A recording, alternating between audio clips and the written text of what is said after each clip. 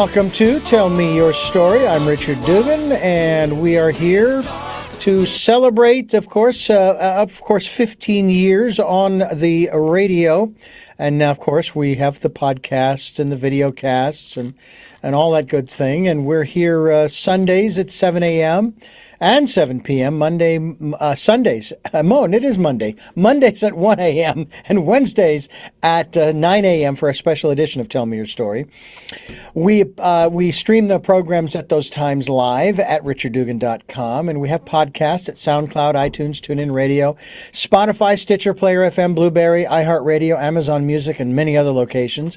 We're also on YouTube, where you can watch the interviews. And of course, we are also linked to our guest website. We'll be giving that to you shortly so that you can find out more about the work that they are doing in making this world a better place for everybody, not just a select few.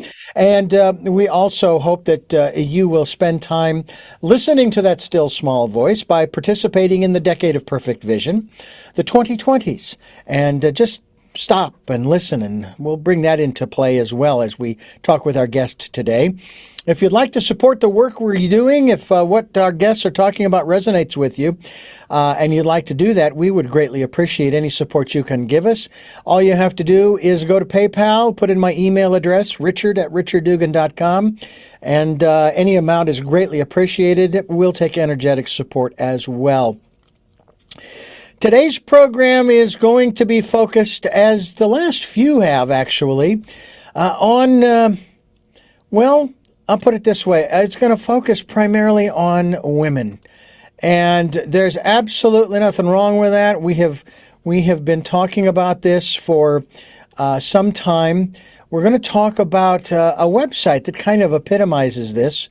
It's the website in this case with our guest is beyondordinary.business. Interesting how we don't just have the .com, .net, .edu anymore. Now they've expanded it, which is really kind of nice. Beyond Ordinary Business is our topic, if you will, or the general topic. And Claudia Rucher is my guest. Claudia, thank you so much for taking time out of what I know has got to be a busy schedule for you and what you do to spend time with us. Oh, it's my pleasure. And I'm really grateful that you invited me to be on to share my story today. Well, a good friend of ours, yours and mine, Beth McDonald, kind of put us together here, suggesting that, we have an opportunity to chat. And I think that what you're going to talk with us about is extremely important, especially from the standpoint of what we seem to deem. And this is the way it's put. I'm not saying this is the way that you think, but that our economy is more important than anything else in the universe.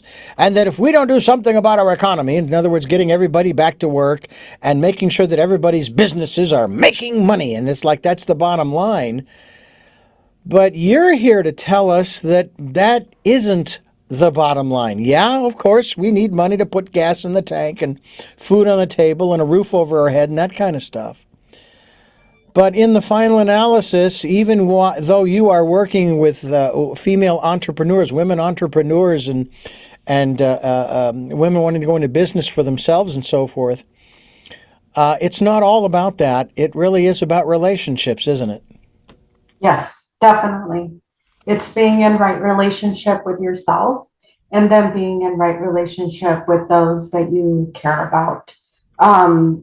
For me, doing business has, the model is a triple profit business model that we've kind of tweaked to be able to really focus on the people part of the profit. And we look at financial profit slightly differently, which is prosperity. Prosperity for the business owner, for all the stakeholders involved in the business, and also to bring value to the planet and making different decisions inside the business and then interdependently as a team at home and then beyond. So that would be the short version of how I would love to answer that question. Mm-hmm. I could get really nitty gritty, which I tend to love to do, but I think if we just keep it at that level, it's really being in right relationship with yourself, the people that you love and care for, that includes, employees or team members, like we like to call them. And it also includes caring beyond just having a relationship with the planet too. Yeah. Well, I know too that the concept of what business was has changed. More so because of what we all have been through globally for the last 2.5 years. And it kind of continues on, but maybe not quite at the level and the fervor that it had when it first started back in here in the States in March of 2020. And quite honestly, again, all due respect to those people who have gotten sick and even have passed on, it has actually made a significant difference in the way in which we relate to one another, in the way in which we do business with one another, in the ways in which we play. Now, granted, a lot of people are getting back to their old routines and so forth, and that's okay, that's fine, I don't have a problem with that. But we, as human beings, tend to, we first of all, we don't like change. We want things to stay the same, which is kind of boring in one sense. But at the same time, when change does occur, we, as human beings, we do tend to adapt, don't we? I mean, the changes usually are out of our control. So now what are we going to do? Mhm. And more people, they don't want to go to work in an office for a lot of different reasons. They like the freedom, they like the mobility, they like the flexibility of working from home. And some companies, boy, they're getting really, quite honestly, they're getting nasty. Some of them are saying, if you don't come into the office every day like you used to, you can go work somewhere else. And then when you have the number of job openings that there are across this economy in particular, for a lot of different reasons, I think one of them is that the pay is so low. Mhm. You have a lot of people who are starting their own businesses. Do you deal specifically with the entrepreneur, or are you also dealing with, companies that have 10, 20, 30, 50, 100 people employed, in terms of bringing this new model, this new business model that you're talking about to the company? Yeah, that's a great question. I think if we go back to the first question, which is it's all about relationship. Mm-hmm. I think that if we're really looking at this, even pre-pandemic, this was happening. There was a lot of apathy. I work mainly with empowered women in the professional business sector.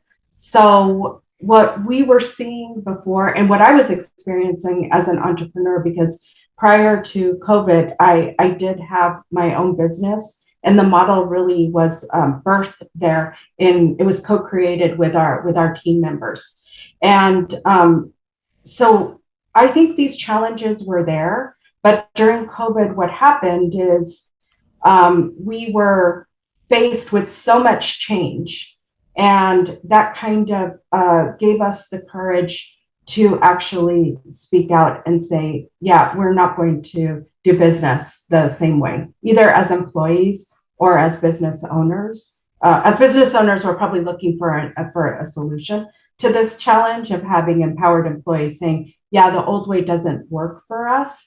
And what I think is lacking is that relationship, because right now in status quo business as we have it, it's transactional. You come to work and I'm going to pay you for the work that you do. In the beyond ordinary business framework, it is very relational. It is about connection. It is about empowerment, co-creation. It is facing the complexity and the dynamic environment that's called business today together in relationship. Yeah. And that really requires different skills. It requires a different leader. And it requires a lot of trust, vulnerability, courage, and compassion for each other. And these are all typical, like, oh, we don't want to face those, or we don't want to deal with the emotional or the courage or the compassion piece because it's tied to emotions and feelings. We want to be in this transactional, mechanical, viewing business as a machine. And how can we just, have band-aid strategies to get us through the next obstacle? But business today is very different. And that's what I'm really excited about, is really working with empowered women that are seeking to make their greatest contribution by being in relationship with their team members and really working together to co-create strategies that are able to bridge that dynamic, complex business environment that we're in. It feels just very right for the moment. But these challenges, I just want to say, we were having them way before COVID, but nobody wanted to talk about them. Yeah, and isn't that interesting? There are so many things that are actually happening in the world that it's not that we aren't talking about them, we don't want to talk about them. And that's why many times we do talked about them here on Tell Me Your Story. I'm Richard Dugan, your host, and my very special guest here on the program today, talking business, yes, but it's more than that. Business is not about the bottom line. I'll be honest with you, it's not about the bottom line anymore. I struggled with the concept when I was thrown into the sales department of one radio station. I was actually hired, Claudia, by this company. They wanted me as their program director, but they hadn't fired their current program director. So they brought me in through the sales department. I was kind of like in the waiting room, and I would do what salesmen do. I went out on the road. I went out to different businesses. And the day I was about to close my very first sale, I got the phone call on my first cell phone that they wanted me to come back to the radio station because they were firing the program director and I was to take over. And it's like, oh man, I really wanted to close that sale. And I mean, it would have really felt good to have that first sale. Anyway, but I remember being told in sales meetings that it's all about relationships. And I'm thinking, that seems so disingenuous because the main goal of a salesman is to sell. And and here's the real irony. There was a company here in Santa Barbara. I don't know if you've been here, how long you've been here, but there was a company out in Goleta called Bargain Network. And I went to work for this company. You're familiar with it. Yeah. And I hated the job. Absolutely just repulsed me. And yet, if you were to look at my numbers, I was one of their best salesmen. And, and my father said, hey, look, Richard, you could sell ice cubes to Eskimos. All right. So just relax. But what I have found in the years since then, and we're talking 16 years, is that I can still pursue the dollars without irreparably, how do I put this, without being disingenuous in regards to the relationship. What do you think about this particular philosophy, and do you share this maybe in your own words with your clients and what have you? I'm not interested in being successful. I'm interested in making you successful, because if I make you successful, then I'm successful. I think it goes a little bit, like for me, it goes a little bit beyond that. It's like, how do I like when I was a business owner, this was kind of how I navigated business. It was, I had values that basically turned into principles. And those principles were they're the guardrails that helped us and me and the team, because we aligned in them. When they were hired, they felt we interviewed them and they took those principles as their own. Mm-hmm. They understood them and they resonated with them. What we then did was we used those principles in our business, in our daily business interactions, how we were in relationship with each other and with our clients and with our outside partners. And with that, because the team was invited to co-create and run the business together, Mm-hmm. we use those principles to create business strategy. So every time that we hit a hiccup, we would come back to those principles and values and we would say, okay, how do we resolve this together? And so it wasn't really about me helping someone to be successful. It was about me living my values and principles and interdependence with a team that also shared those, because we all had a unique genius that we contributed to success. Mm-hmm. And success for us was very much in alignment with the vision of the company, which was in the vision of our company was beauty that transforms lives. So we would always come back to that vision of like, that was the glue that held all of us together. We were moving towards that vision and using our principles as guidelines.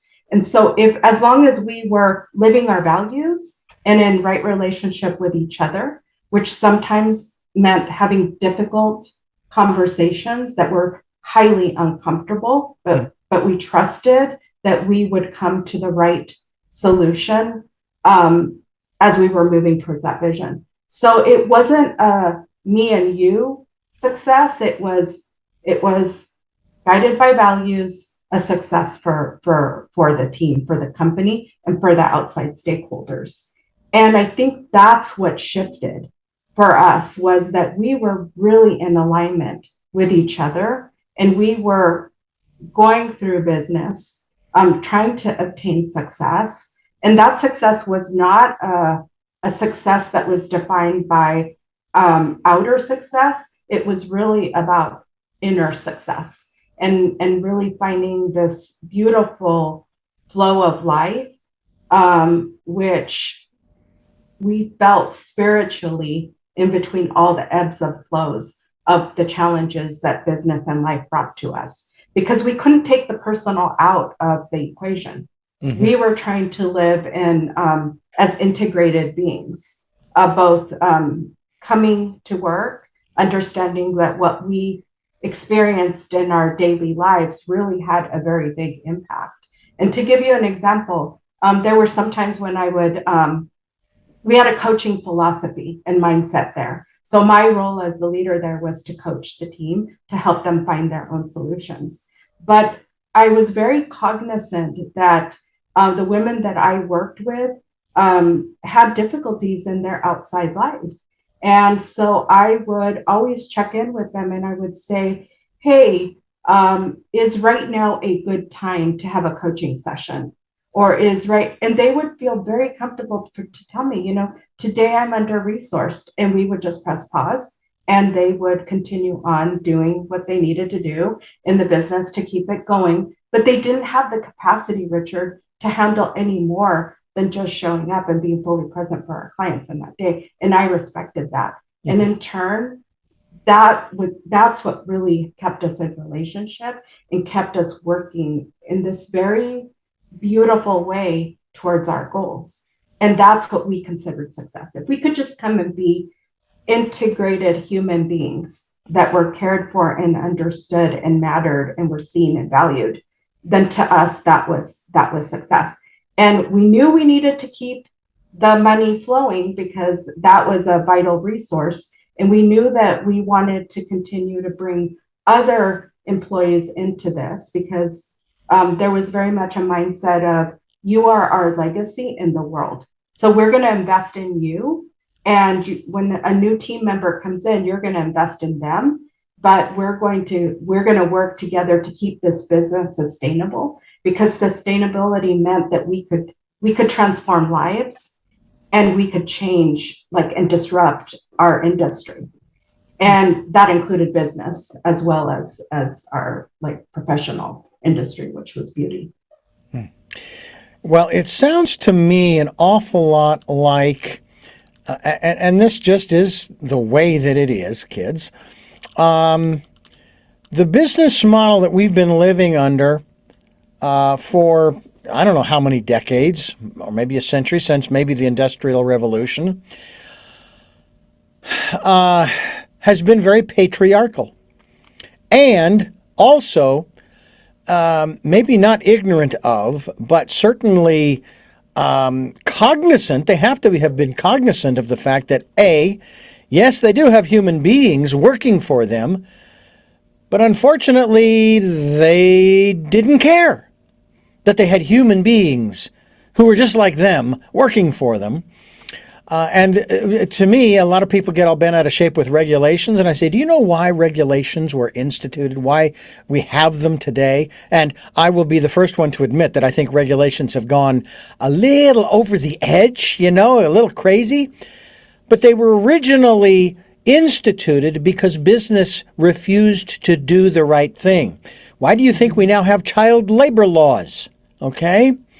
So it sounds to me like, from everything you just said, you and your business model are taking into consideration the fact that, hey, look, we have human beings who have emotions, who have ideas, who have thoughts, who have feelings, who have other parts of their lives. They are not dedicated to this company, okay, any more than I should be dedicated to my company. I should try to balance things out and take into consideration that, okay, they have a family, they have a wife, a husband, and this and that and the other.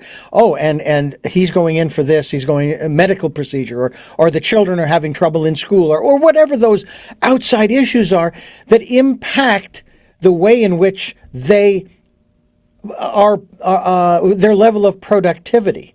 In the workplace, wherever that workplace may be. I want to talk more about that as we continue. Claudia Rucher, my guest. You sort of define yourself as a business refinement consultant, helping seven-figure entrepreneurs in service businesses to build, businesses do business differently, and I love this, and beautifully. And we are talking about beyondordinary.business, the website, which we will be linked to as we continue here on Tell Me Your Story. I'm Richard Dugan, and I thank you so much for staying with us here on the program as we talk with Claudia Rucher, who, I like that term of a business refinement consultant. Refining, and of course, when you refine anything, you are trying to refine it into, but you also use the word alchemy. You use that term, and I don't think I've ever heard that term used when we talk about business or the workplace or the vocation that one has. I've got a vocation I've been fortunate to have been working in for 43 years. And I love what I do, and I don't necessarily always go into it consciously where, okay, how can I make a buck out of this kind of thing? That's not my intent. It's more, how can I make this person sound the best they can sound, even with all of the fumbles and foibles and what have you in the delivery of the script that they're reading or the ad lib that they're doing, so that when a person listens, wow, that person is, wow, I need to listen to what they're saying there because it's really clean. I mean, they're very articulate. Now, unfortunately, then when this person goes to a live presentation, maybe they're not quite as articulate, but at least maybe their ideas have been heard. And that's really getting rid of the distractions. How do you get rid of the distractions? Or maybe that's not the right word, getting rid of. How do you, compensate for or adjust to and for the distractions, or maybe just life's events when you're talking with your clients in trying to refine their business? I think that the best way to answer that is that the model is based on the seasons. And so it's based on nature. And that means that there's always time for planning, doing, reflecting, and rest. And it isn't that reflection piece where we really can harvest a lot of the information that we need to refine. And when I use the word alchemy, Mm-hmm. it's because every person, every living person is so unique. And I think this is where we move away from status quo business, where we're just machine, like business is just machines, and the people that work are them are just cogs. I see that very differently. I see that we're all very unique, and it's an alchemy of that happens right from reflecting, resting, doing, being in action. Action informs that refinement piece, and so it's all of this happens by modeling nature and the seasons. And I know that sounds crazy, but it works so well. And it's also about trusting that every person has their own answers. And I am just here along the journey, walking side by side with them, just showing them a framework, modeling, or maybe telling stories that they can get their own ahas, tweak the information to what feels right for them and their team. And I've seen many of my clients go through this process with much success, and they are disruptors. These are the innovators. You know, like farmers markets 40 years ago were disruptors in the food, industry, Oh, yeah. disrupting commodified agribusiness. I see the women that I work with disruptors in the the personal service business.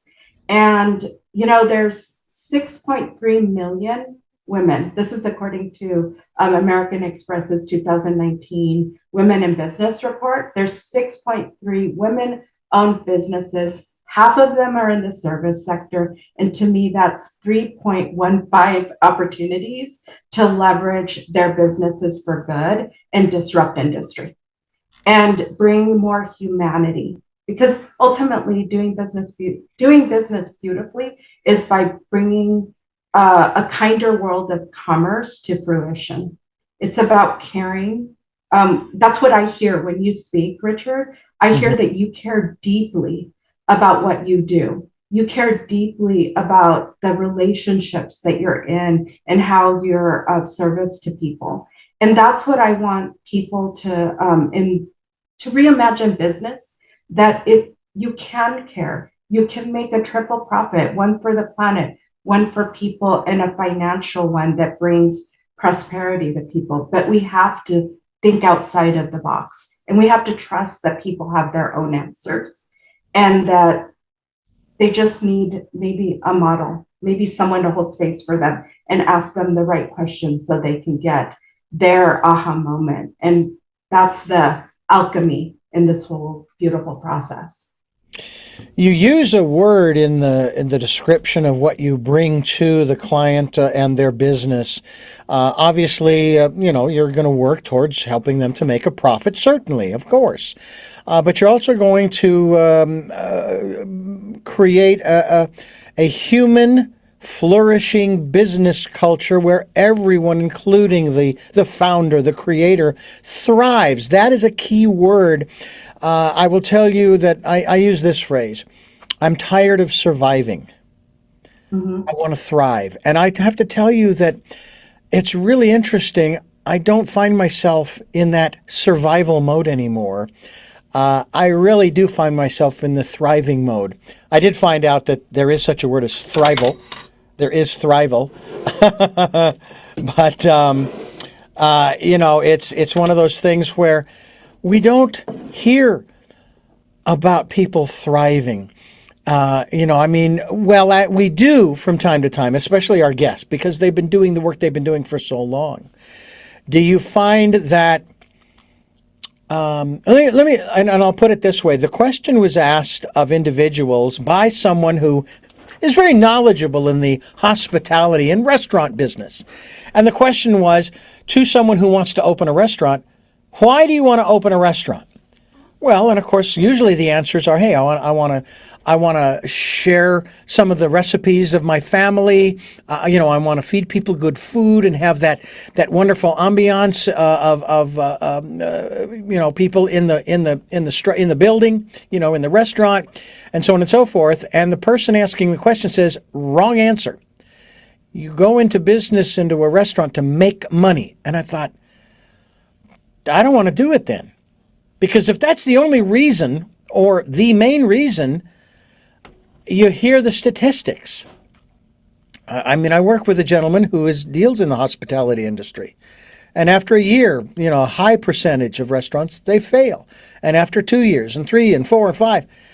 So let's talk a little bit about this aspect of inculcating that thrival mentality, that philosophy, if you will, when it comes to these women entrepreneurs who, yeah, they want to make money, sure, but they have this idea and they think it's a good one, and they want to share it with the rest of the world. So I think I was like one of those women when I started.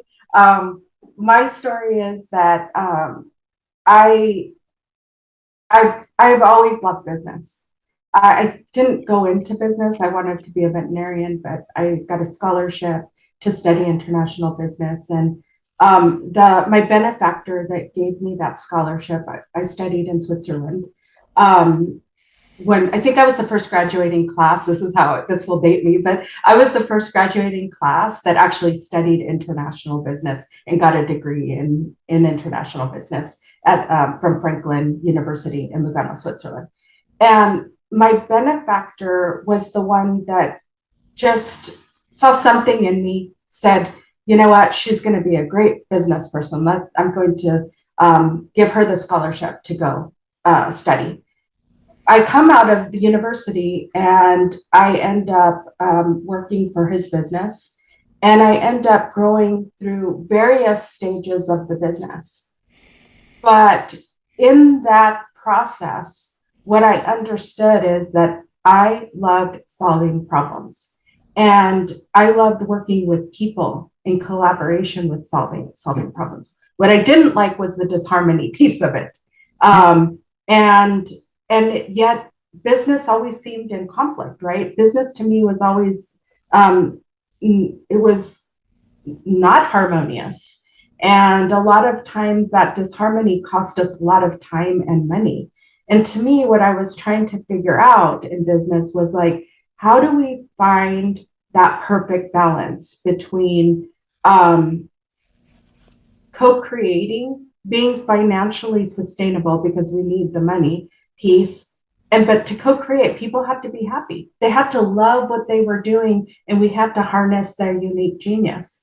And what I didn't really realize is that I was never going to solve that solution by looking towards status quo business practices. Mm-hmm. And that's what I think we do a little bit differently is that we bring in some of the old, right? We're very much about looking at metrics, writing business plans, but we weave nature through there, the 4-step process that I was talking to you about. And at the end of the day, what we're doing is something we love to do. We're getting paid enough. We figured out the business, the financial piece to bring prosperity, whatever that prosperity looks like, to ourselves, the business owners, and to the team. And we're doing it in a relationship with people that we really love. And to me, that's the disruptive piece, because that's what's going to give us the human thriving. Because life is ebb and flow, right? Challenge, solution, challenge, solution. And if we're doing it with people who we really love, contributing our unique genius, and we have some financial strategy woven through there, that gives us a sustainability piece, and we refocus on short-term goals, right? And short-term profit and sustainability, and move towards sustainability. Long-term, that's the magic. That's the thriving. That's because I'm doing what I love to do. I'm getting paid well for it. That brings beautifulness to my family and to those that I have to support. And I'm doing with people that I love. I mean, how can I not thrive? That's kind to the human spirit. Yeah. And so I think that's our approach. That's what I would love to share with other entrepreneurs. I choose to work at a certain business size, which is the $1 million, because at that point you really do need, you might have some processes in place. You might have, most probably you do to get to that dollar amount, but you're at that point, you're working with a substantial team, and that harmony piece is critical to long-term sustainability. And what I offer is just a framework to invite women to come into, especially women of my generation, where we chose entrepreneurship, maybe not because we wanted to get paid more or we were worth more. We really chose it as a way to meet needs of harnessing more resources, either time or monetary resources, because we needed to figure out that puzzle, and working as employees wasn't going to be the solution. So we chose entrepreneurship. But I find that if a women of my generation, those are the ones that I love to work with, because they're really looking for that thriving piece. They're really looking at, how do I have this now, I created this business, how do I also thrive? Because as the owner, we have a lot on our shoulder. And what I want to invite them to is, hey, take some of that responsibility, that risk, and share it with the team. And that's where you will find thriving. And by taking care of yourself first and bringing wellness into your life first, so that you can be fully resourced and resilient and coach the team to find their solutions and to co-create them with you. Claudia Rucker's my guest here on Tell Me Your Story. I'm Richard Dugan, your host, and we're talking with Claudia Rucker about business, entrepreneurial ventures, primarily with women. I would take it that that's not necessarily exclusively your clientele, or is it? Is it exclusively your clientele? No, I have some. I have a client who's a male client who loves the philosophy and is really excited about it.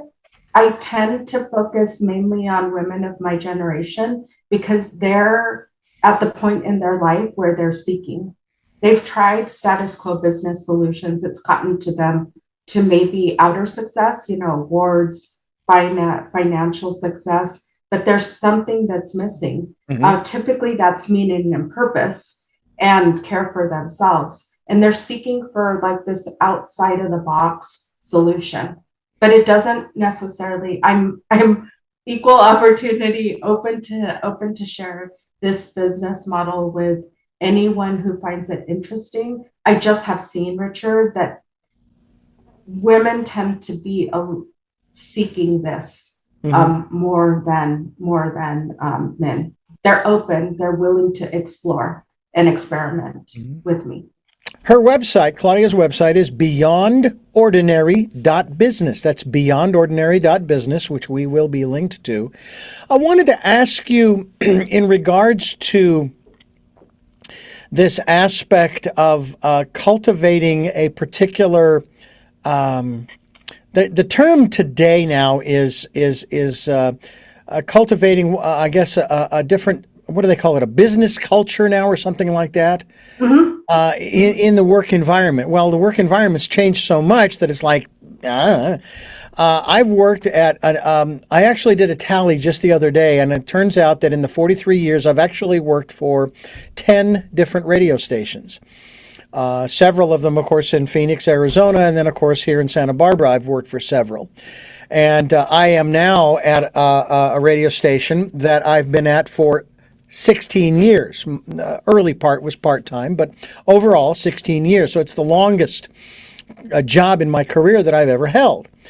And I have to say that with only one exception, every single job I've had in radio specifically, or doing production for someone on the side, has always been overall a very pleasant and wonderful experience where if you could go, for example, if you could go back and do that again, would you? And yeah, absolutely. There was one where it was a very hostile work environment. The general manager who hired me through this was the station where they hired me through the sales department. For the first month or so, it was as if I was his best friend. I could do no wrong. After I was put in that position, he started treating me as if I had just killed his best friend. And that went on for 9 months. I refused to quit, but I would hide out in the production room just to stay out of his way and his wrath. I even asked him once, well, what's going on here? Why are you treating me like this? And I never really got an answer. I found out later what the deal was. The station was being used as a tax write-off for the owner. But be that as it may, I loved working with everybody else at that radio station. I loved the work that I was doing, the creativity that we all were inspired to do, so to speak, just from ourselves. So I wanted to ask you about this one element that you don't hear about in business, in running your own company, and so forth. And that is self-care. I hear about it all the time when it comes to therapy and you're going through certain situations in your life with a partner or children or what have you. Be sure to take care of yourself, Richard. You gotta that self-care. Take time out for you. But if you're running a business, how do you do that? So how do you inject that into the teaching, into the philosophy of a beautiful business? Oh, that took me, Richard, a long time to really understand. And I have to say that I probably, every time I got depressed because business just was not meeting my expectation of that that thriving that you were talking about, where I was like, I'm not thriving. Okay, let me switch this. Let me switch this. Let me switch this. And I really looked towards the business as being that solution. I just thought if I could get it right in the business, I'm going to thrive. I will have everything that I need because I was so focused. And I was really seeing the business as and myself as one. And so I just kind of forgot myself personally, and I just became a workaholic. So when COVID hit and I ran the numbers, and I had to make a decision, and that was to sell the business because I'd never worked in the business. I worked on the business. And my role there was to coach the team members and run all the financial, run the daily operations of the business. So when COVID hit, and all of a sudden, I don't have access to that business.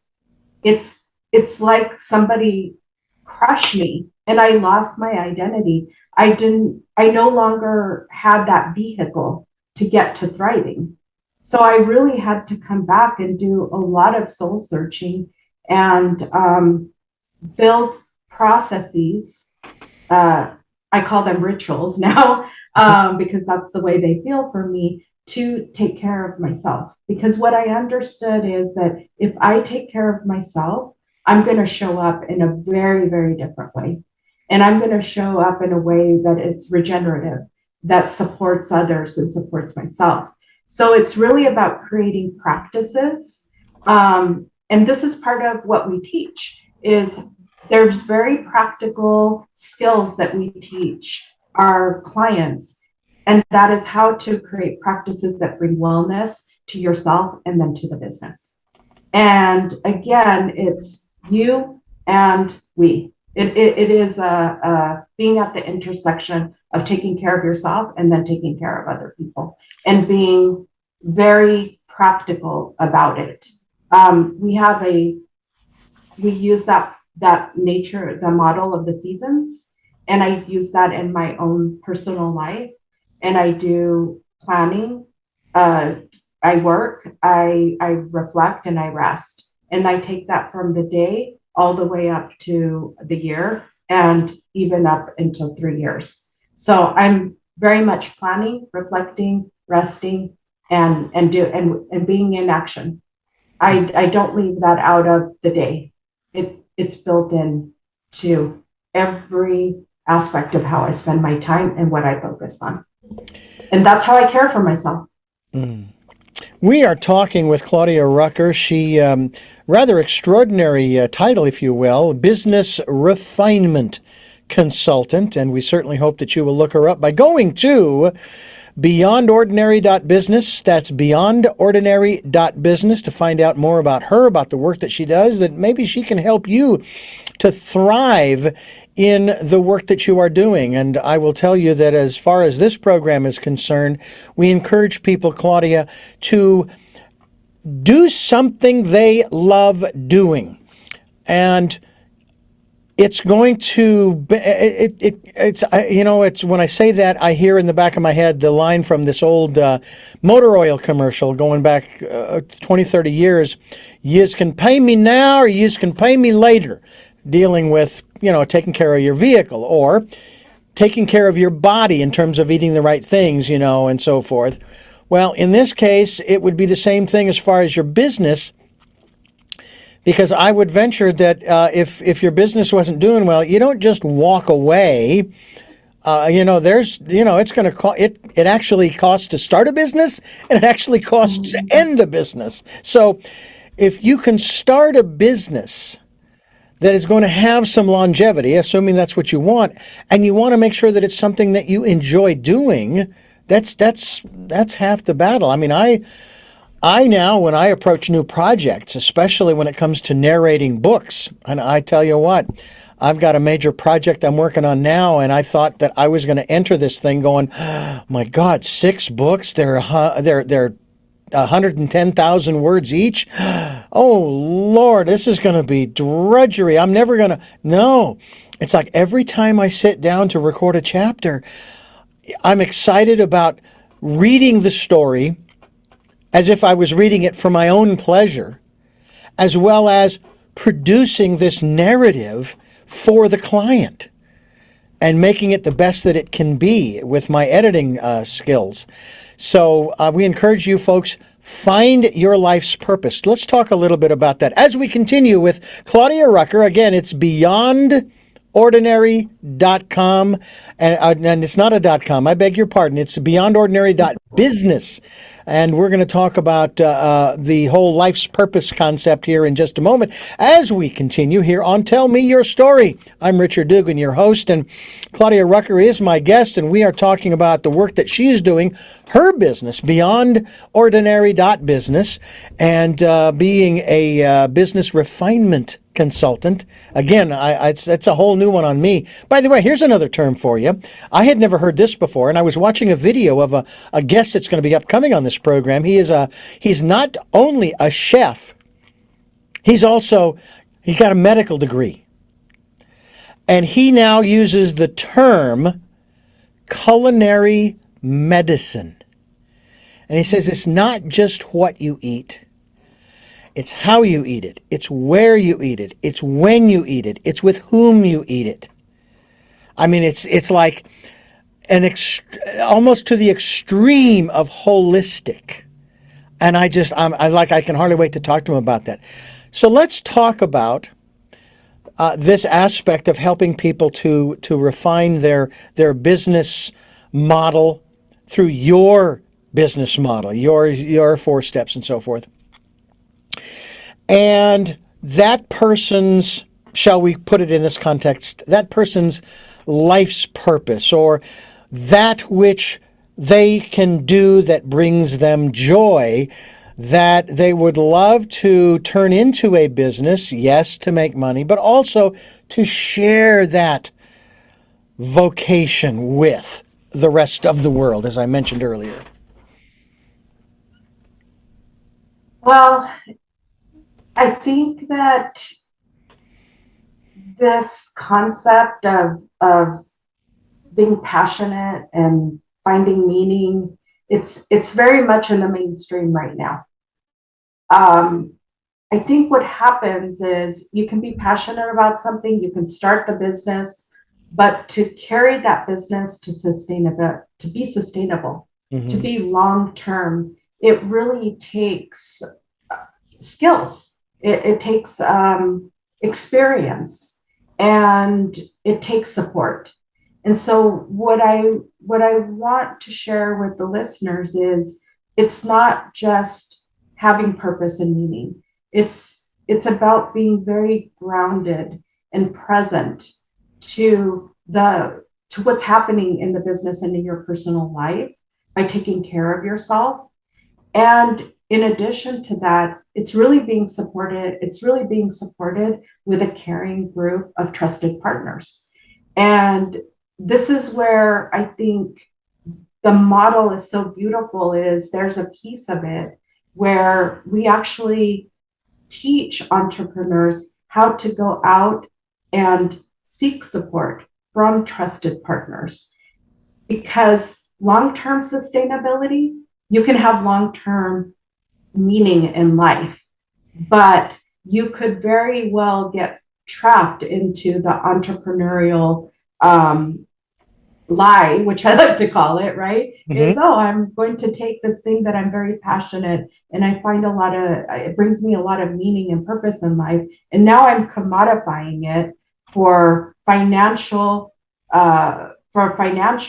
sustainability. That kind of takes all the meaning and the profit out of it with today's status quo business practices. Yeah. It just strips it. So you find yourself in this really lonely, empty place.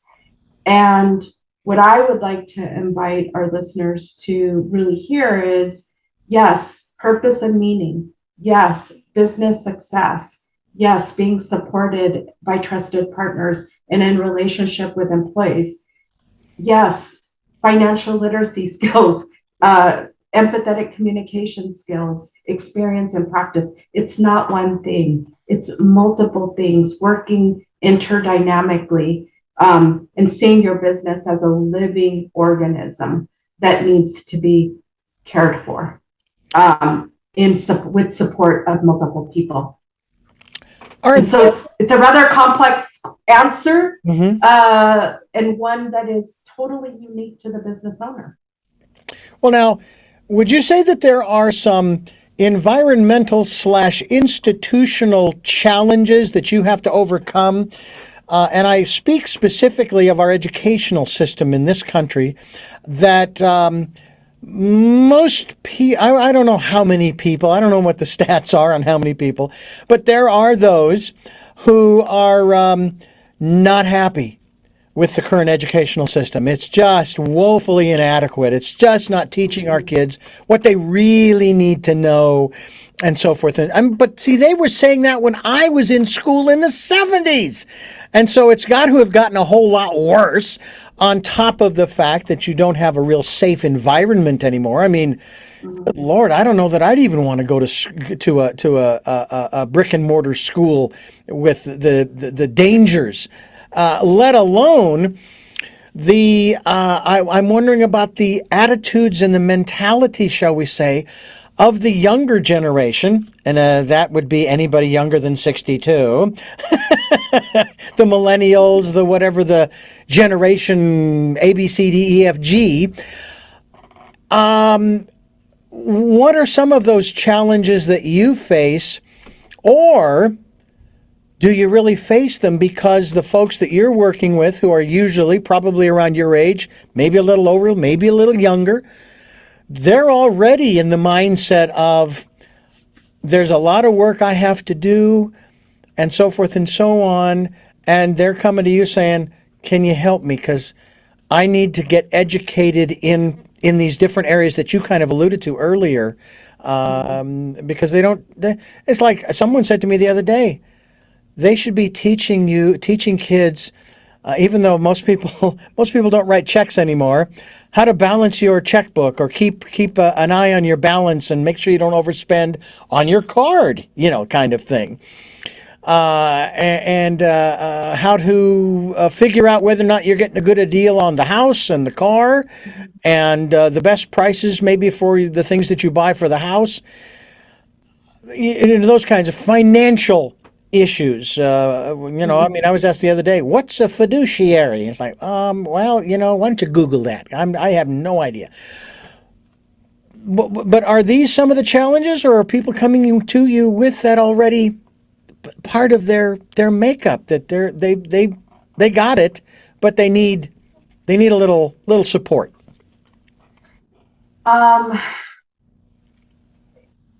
I'm going to share a statistic that one of my friends, who is a local banker here, shared with me. Because I asked her when I was doing the research for Beyond Ordinary Business, I asked her, what do you think is what percentage of your business owners do you think are financially literate? And she told me 50%. And she said, if those 50% could have financial literacy, then I think that their businesses would just explode and they would be successful. And I'm talking about success and Sure. outer success. Um, so that's something that I saw I experienced myself. I grew in 1,200 square feet space in the nail world, right, with nail services. I grew over $1 million. Now, there's only at that time only 2% of women business owners were generated more than $1 million in their businesses. So it's a very small amount. I didn't have any financial literacy. Sheer determination and hard work got me to that level. But I couldn't get a loan. So the banker sent me to Weave, and Weave was willing to give me a loan. And they said, but we think you need a little bit of support to be able to really understand financial literacy, which we think will really benefit you in growing your company. So I said, sure, I'll do anything. I will take any course that you want. Teach me whatever you want. I'll do it. Just give me the loan.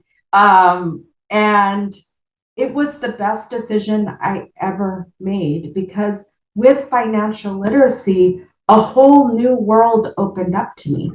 And that's really when I started to understand business. And I started to understand that I could do business differently, and I could do business and think outside of the box because I was financially literate, and I knew, and I built tools for myself that basically would test my assumptions, because I have a strong intuition, but I also am a data person, and I would love to see data that actually supports that intuition.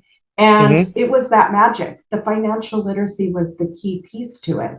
So getting back to your comment about the education that we get today in our country.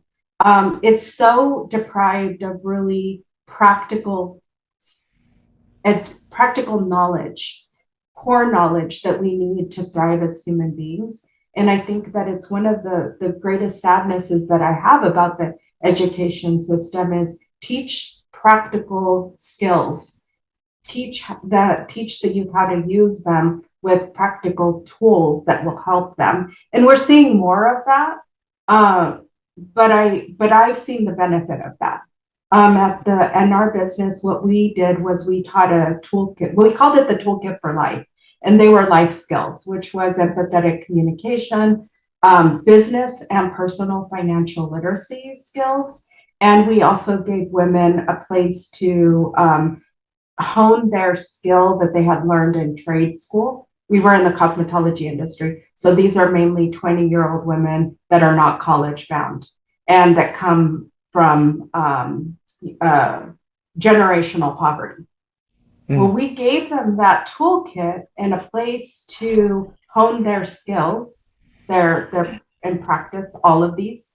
And we showed them great appreciation. We saw them maybe for the first time.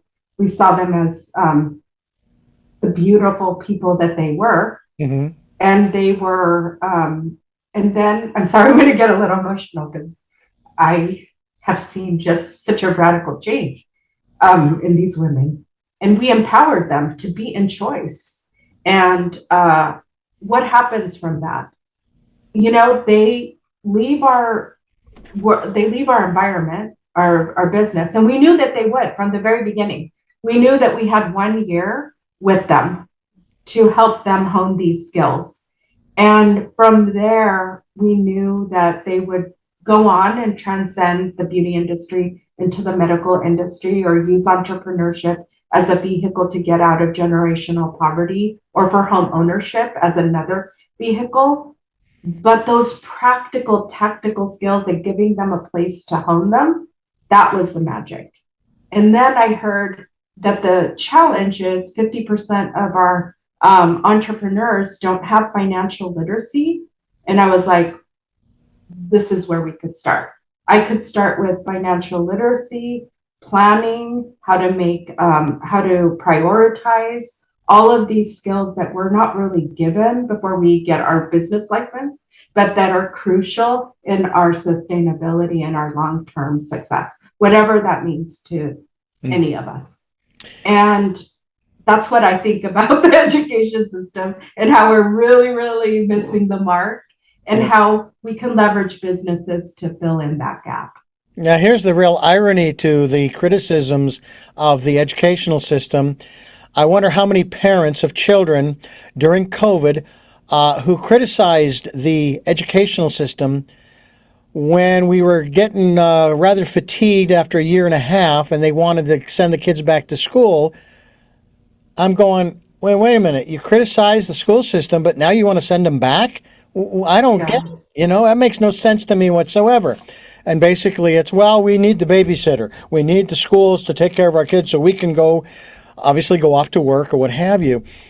And it's like, no, we can't play this game anymore.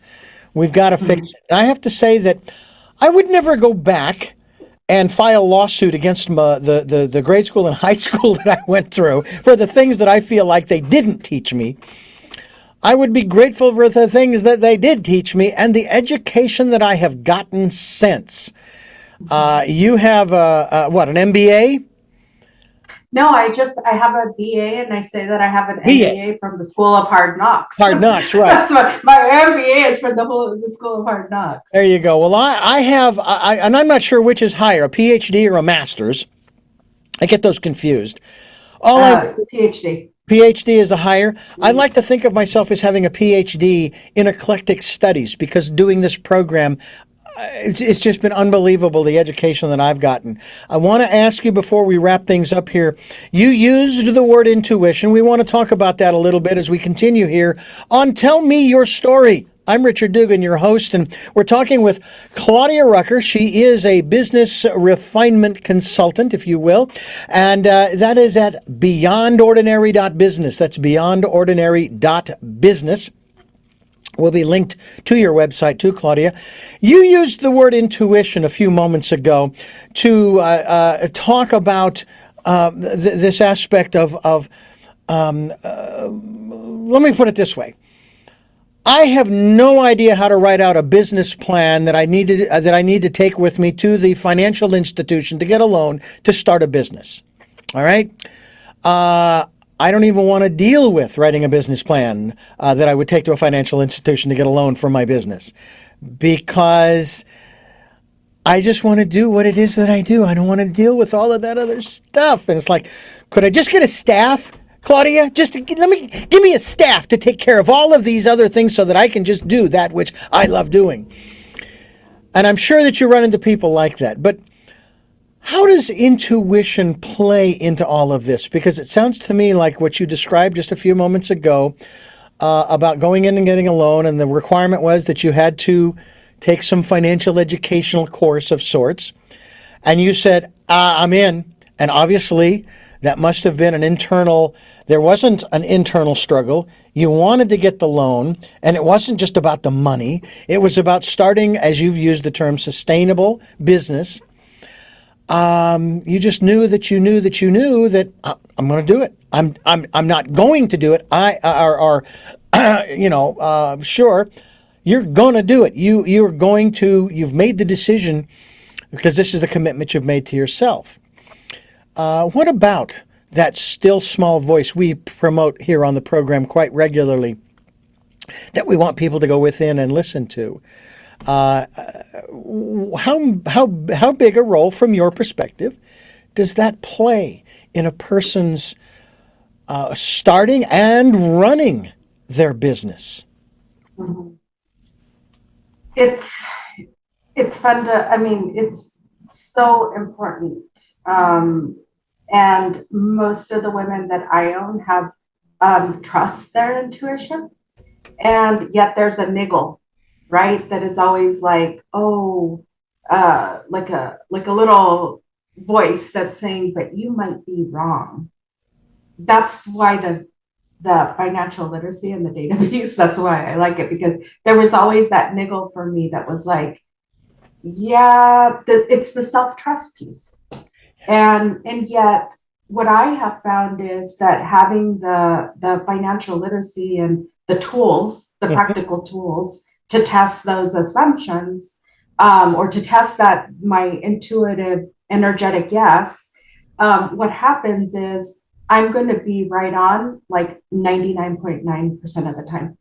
And this is what I see with women entrepreneurs, is that they are right on 99.9% of the time, but the niggle is still there. It takes up capacity, it takes up energy in their brain, and they can't focus on what they really should be focused, because they always have that inner critic or that inner, niggle saying, well, you might be wrong. So that's why the practical tools for me are very important, because as you're developing the self-trust, you have something to fall back on in the interim. But most women, to answer your question, that I work with, their intuition is strong, and they would not be where they're at without trusting their intuition. But there is that inner dialogue, the self-trust, the chatter of, I might be wrong. And yet living life, doing life, thriving, is about being okay with challenge, with the resistance and the Mhm. beauty that comes out of that. But that comes along with hard working that muscle of self-trust. Mhm. And once you have the self-trust, it's thriving. It contributes to the thriving. I also want to just comment on what you said, which you brought it. I was giggling when you said, I just want somebody to do it for me. A lot of the women that I work with have found great value when they're working with me to bring in what I call an integrator. It's that person that has different skills and a different unique genius that kind of is like me, more operational minded, because the owner usually is the visionary, right? It's that person that has the self trust and is so beautifully complemented by an operations integrator person. So a lot of I'm working with a client right now where she is the visionary and very, I mean, that woman understands her numbers on an intuitive level that just kind of blew my mind.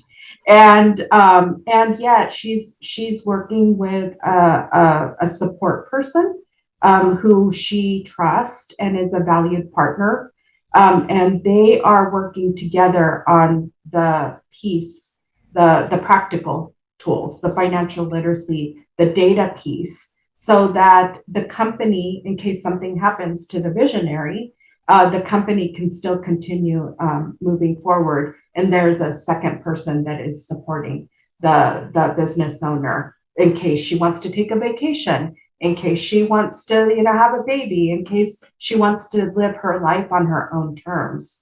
This is the way that this is built into the system, the sustainability piece, is that we're inviting people to work in collaboration with us. It's not all dependent on us, the business owner and visionary in the business. I tell you, the reason that I even brought this up is because in 1994, I started a business doing production and so forth. And at the end of the year, when I did the taxes, I did not know that I had to file a Schedule C. And when it was all said and done, I owed the federal government $3,000. I shut the business down. I said, I will never do that again unless I have an accountant or CPA or what have you who will take care of that, Now that's where I was back then. I've learned an awful lot since then. I don't have that business at present, but I'm doing that kind of work like on the side. It trickles in here and there. And I know that that's one of the reasons why people, they get squeamish over the other aspects of the business that they want to run because they've had a bad experience, such as what I've just described. And so that leads me to this question. And you're dealing primarily with women who may have gone through in their past a great deal of, and I'm going to use the term resistance, to them living their own lives. Okay? I'm going to keep it there.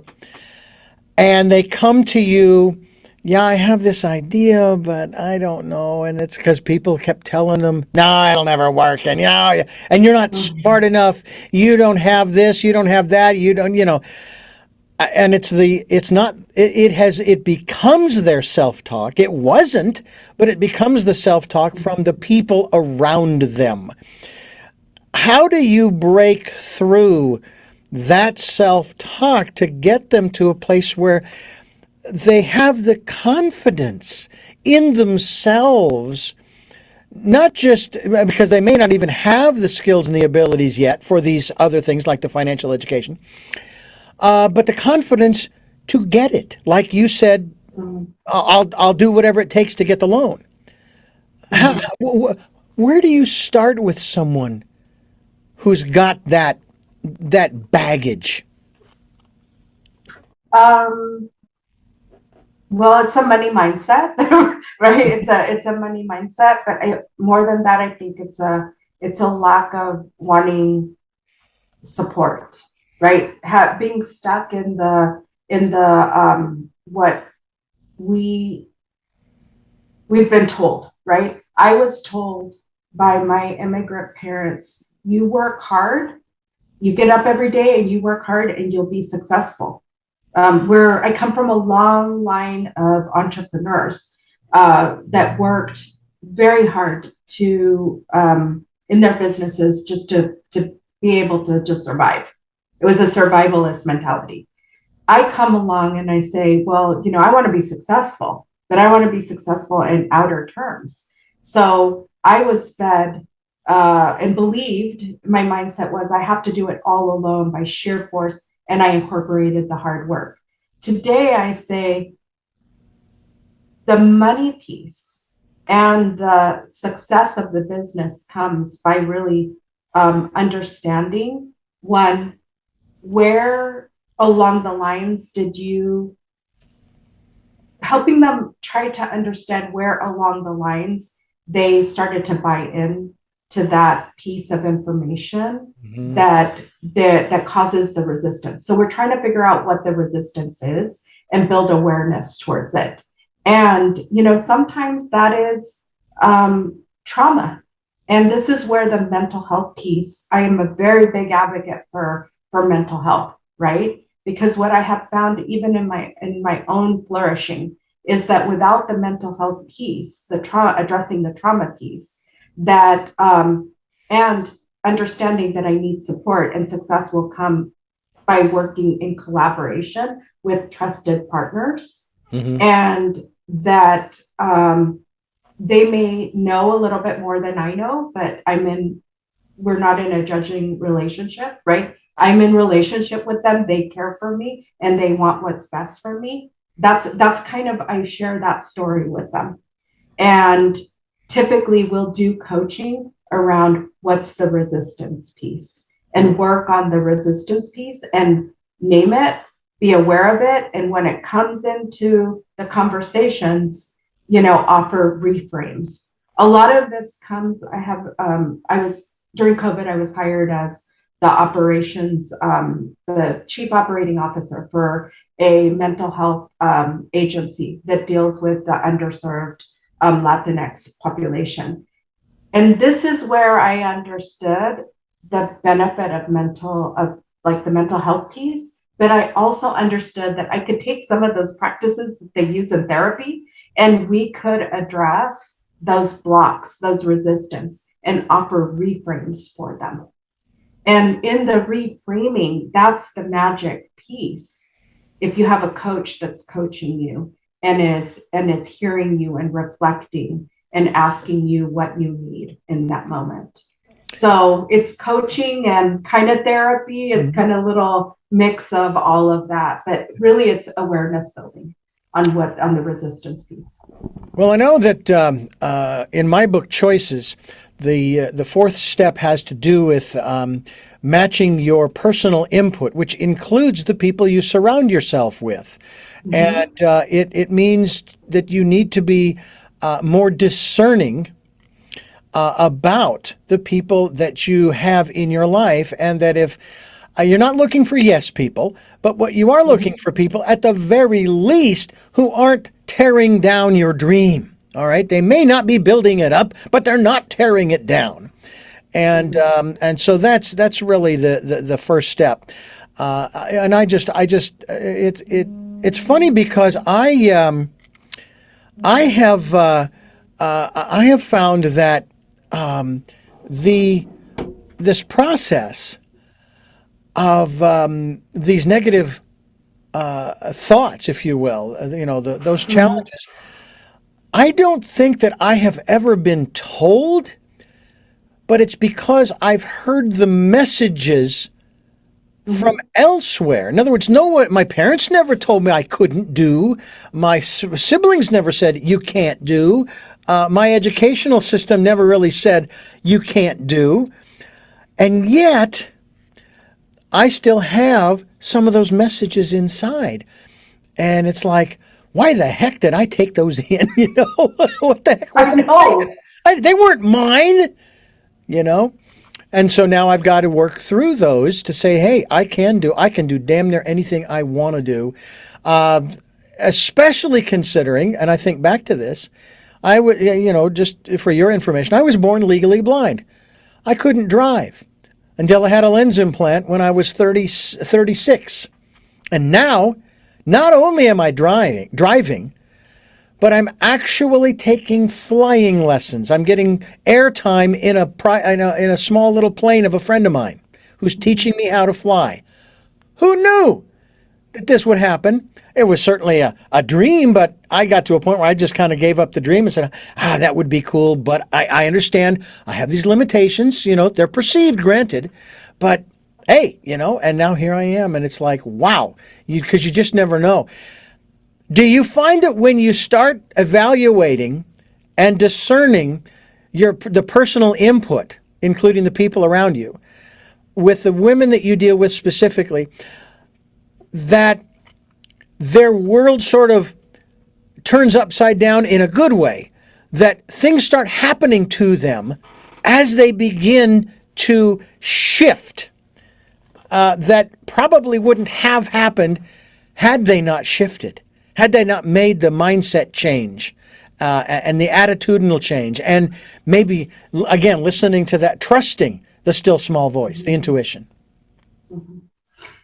Yeah, I find that in the process, which my process mirrors this, it's you're going to have to be supported by a support group that shares values and life and be in relationship. Mm-hmm. Be in relationship with a support group. because you can't go through this process alone.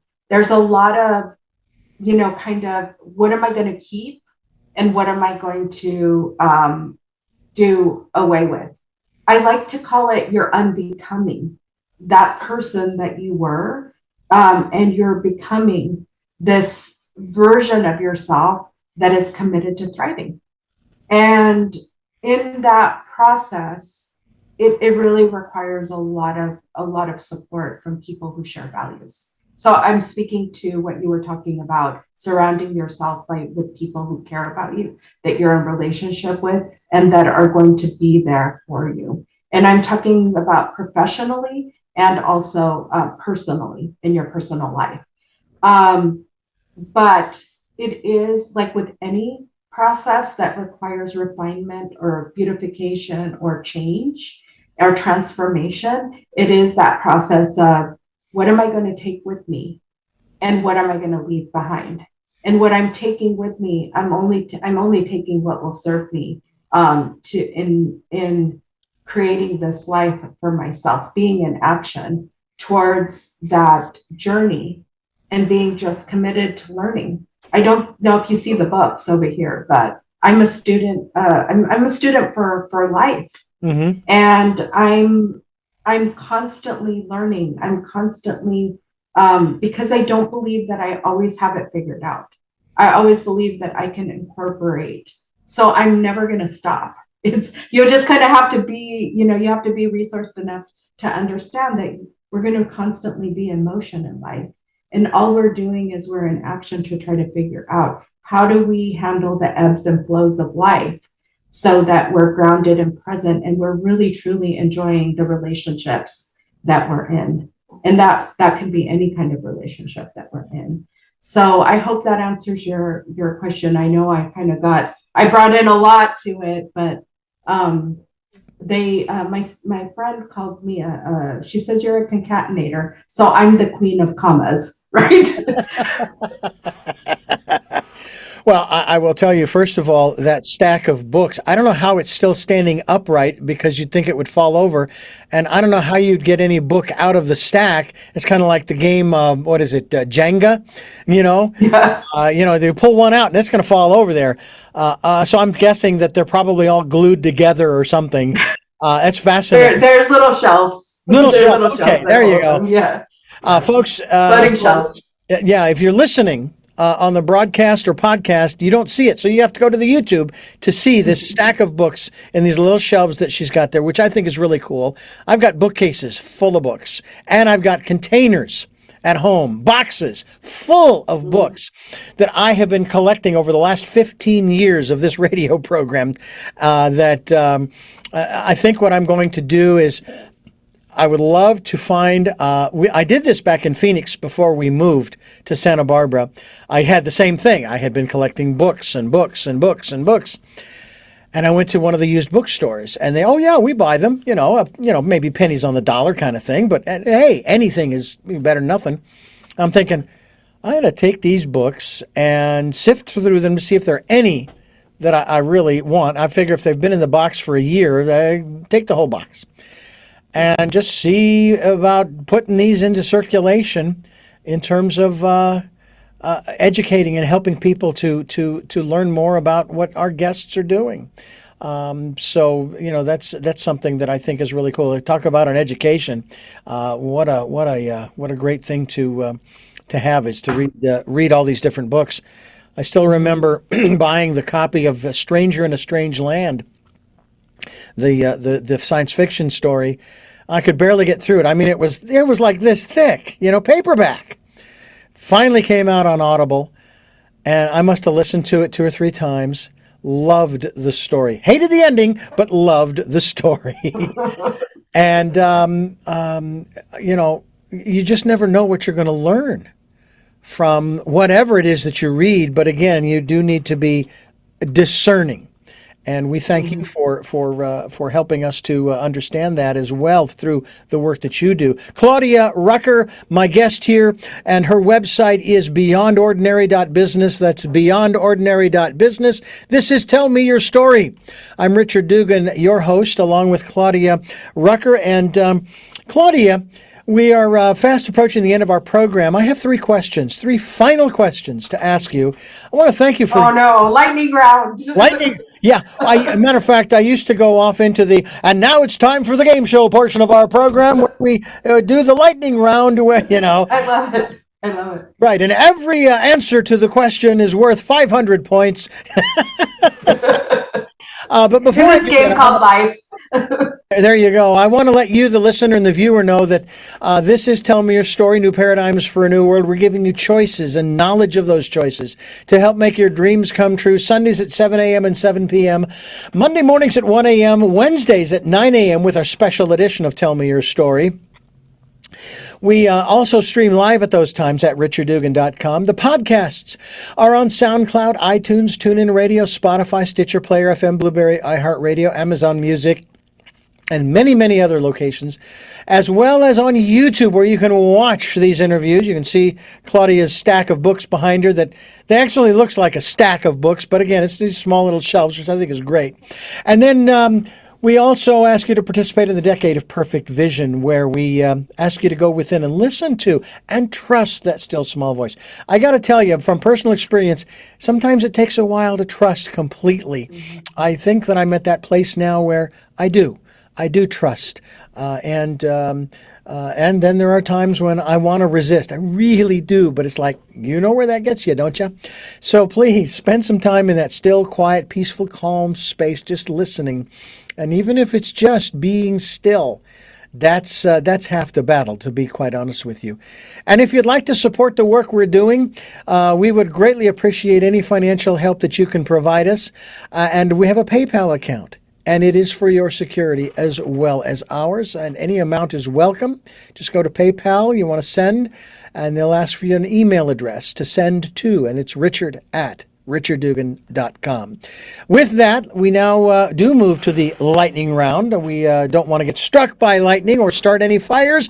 But what we do is elicit some interesting thought from our guest. And the first of the three questions to our guest here on the program is, who is Claudia Rucher? Oh, Claudia Rucher is a kind, compassionate person that sees the world through lenses of empowerment and transformation and human flourishing. What is it that you hope to or want to achieve through the work that you are doing now? I'd love to have the service industry. I want it to be reimagined as a vehicle to leverage to change the world, to bring more human flourishing to the world. And finally, what is your life's purpose? Oh, thank you for asking that. For me, my life purpose is to be of service to humanity, and also through my unique genius, which is bringing this framework and working in collaboration to reimagine the service industry.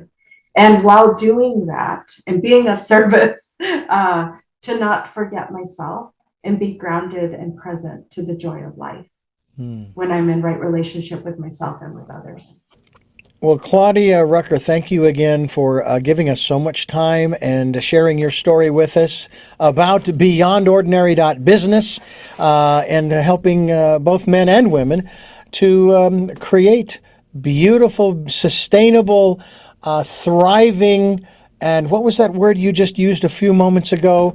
It's kind of along the same lines as thriving businesses. Right relationship? Well, right relation started with an F. Mm-hmm. Anyway, thank you so much. I don't know. It just streams out of me, Richard. All right. Well, thank you for listening to and watching Tell Me Your Story, New Paradigms for a New World, as we are giving you choices and knowledge of those choices to help make your dreams come true. Until our next broadcast, podcast, videocast, love to Lal, and Jeanette, I am listening.